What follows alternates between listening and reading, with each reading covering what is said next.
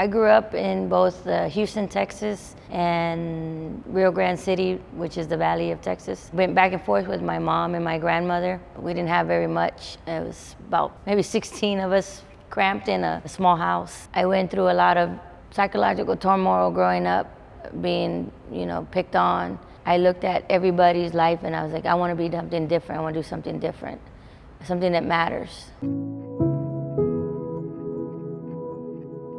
I am the first to graduate in my entire family. So I wanted to change the cycle of my families.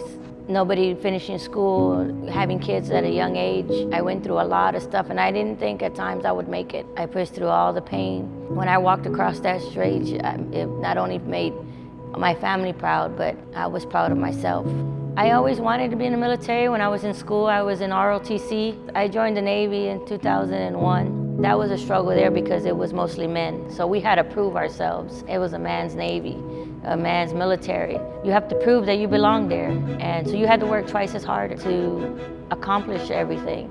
I went off to Spain, come back to the United States. I was in Virginia, and I ended up going IA to Afghanistan. Before I left, I was able to eat brunch with the Secretary of the Navy because I was also the Junior Sailor of the Year.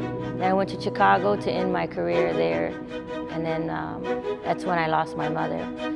It was devastating. My mom and I didn't have a great relationship, but towards the end there, we had fixed it, and I felt like once she started coming into my life as the way I wanted it to, I lost her. That's the hardest, because you don't expect it. I didn't want to re-enlist. I ended up retiring there. I always wanted to be a truck driver, and then as a kid you're sitting there and you're honking the horn and you're wanting the truck drivers to honk, and most of them do, and then the ones that don't, you get all sad. I always thought it was fascinating, and it was a big rig, and I was like, I can do that one day. Went to a couple other places, didn't find a good fit. Then I get this phone call, and she says, hey, I'm from Night, would you like to drive? And I was like, I don't know, because I say we're about family, and I haven't felt family at all in this trucking industry. And she says, well, why don't you give us a try? And I was like, okay. Then I got hit with taking in my sister's 8 kids, and I thought I was gonna get fired. And I talked to Mr. Brian. I love that guy. My fleet manager, he is the best. When I went to talk to Mr. Brian, I asked him, I can still work, but I have to take care of these kids. And he goes, no, we got you, we'll work around that. And I was like, really? For a company to help you through that is phenomenal. They were two of the words about the camaraderie and the family. Most people wouldn't take in 8 kids, but my thing is they need to be protected. They didn't ask to be here, and our job is to protect them. At times I lost my mind. I didn't know what to do, but I still had to focus on my job, and I was able to separate that because of my military experience. When I had those children, sometimes I was losing faith in myself because I didn't want to fail. It was challenging, court dates after court dates that I didn't think I was going to make it, but my fleet managers and my terminal helped me tremendously to be able to accomplish all that. And I know everybody's name, down from the shop all the way up. Mr. Ricky, Mr. Armando, Alejandro is from the shop. At one point in my military career, I dropped, where I attempted suicide. I had a time of weakness because I had all that stuff, all that pressure of being a female in the military, lesbian, my family. And when I went to my command and told them, hey, I had some issues, and I never had any issues.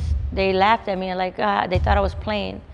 So that's when I did what I did. When I came back the next day, I said, hey, this is what happened to me.